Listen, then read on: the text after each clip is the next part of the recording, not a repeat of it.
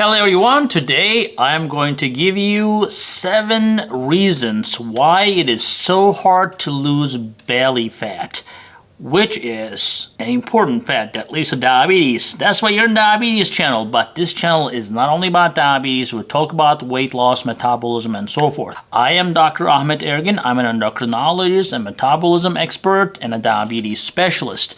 So let's dive into why it is so freaking hard to lose this damn belly fat. Now, number 1, the belly fat is actually a hormonal gland. Yeah, you heard it right. It is actually the fat cells in our body, especially the belly fat, the visceral fat we call this, which is the fat around your organs that are pushing out from your belly. The visceral fat actually works like a hormonal gland. They secrete a lot of enzymes and cytokines and proteins that actually creates insulin resistance.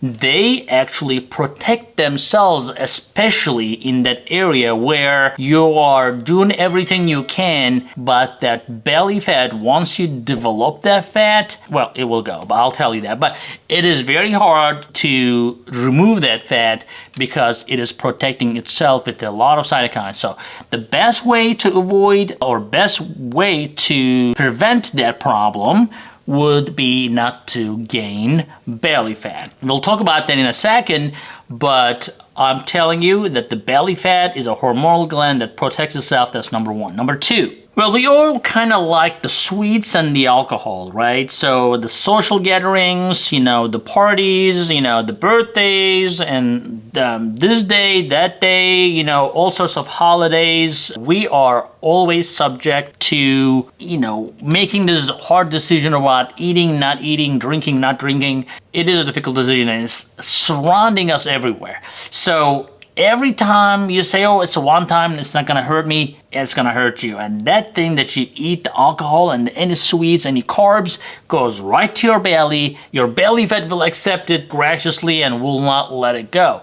So that's number 2. Well, so number 3, low estrogen levels lead to belly fat. So no wonder my office is full of postmenopausal women trying to understand why they're gaining weight, although they have not changed anything in their life. And I don't blame them, because when the estrogen levels go down, unfortunately your body shifts the weight from your buttocks and from your thighs to your belly.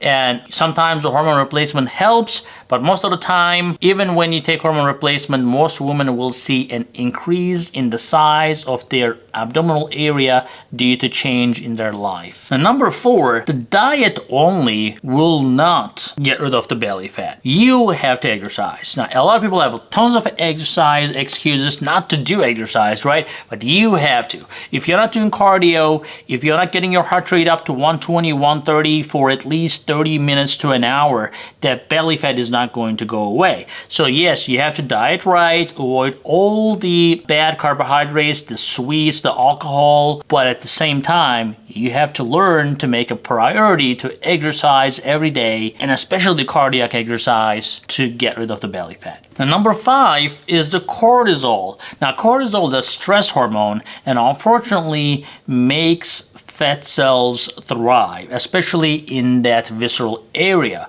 in the abdominal area. So if you're stressed out, or if you just stress about everything, or if you just have a difficult life, that's just not going to help you to get rid of the belly fat. So do some relaxation, do some yoga, do something that will relax you, and try to avoid stressful situations. That will definitely help you in the long run to avoid that belly fat. But number 6, sometimes you cannot really beat genetics, or actually pretty much never. You cannot beat your genetics. So if your mom was an apple-shaped person, if people in your family have significant abdominal obesity, sometimes it's just in your genes. And don't just be frustrated because everything you did, I said, and you still didn't lose everything in your belly. You will lose it, but you may still retain some, and that may be just simply genetics. And lastly, and most importantly, the added sugars. Now, most people think that they have a great diet, but they don't mind putting all sorts of ketchup on their food, for example. Well, these ketchups are full of added fructose and sugar that you may not be aware of. So every time you consume a food, try to make a habit of looking at the nutritional facts. Especially high fructose corn syrup is heavily used in the United States, in many developed countries as well. And there is great evidence that the fructose, especially those high fructose corn syrup, not the fructose from the fruits, but these processed fructose goes to your liver, gets trapped, and turns into fat immediately. So you need to make sure that you are staying away from everything that is processed that gets on your table. So guys, I hope this helps, and I hope you like this video. Give a thumbs up, share, and we'll see you in the next video. Hey guys, I hope you're enjoying this channel so far, and I hope you subscribed already. If you didn't, do it. And if you did, watch this video right there. I think that will help you too.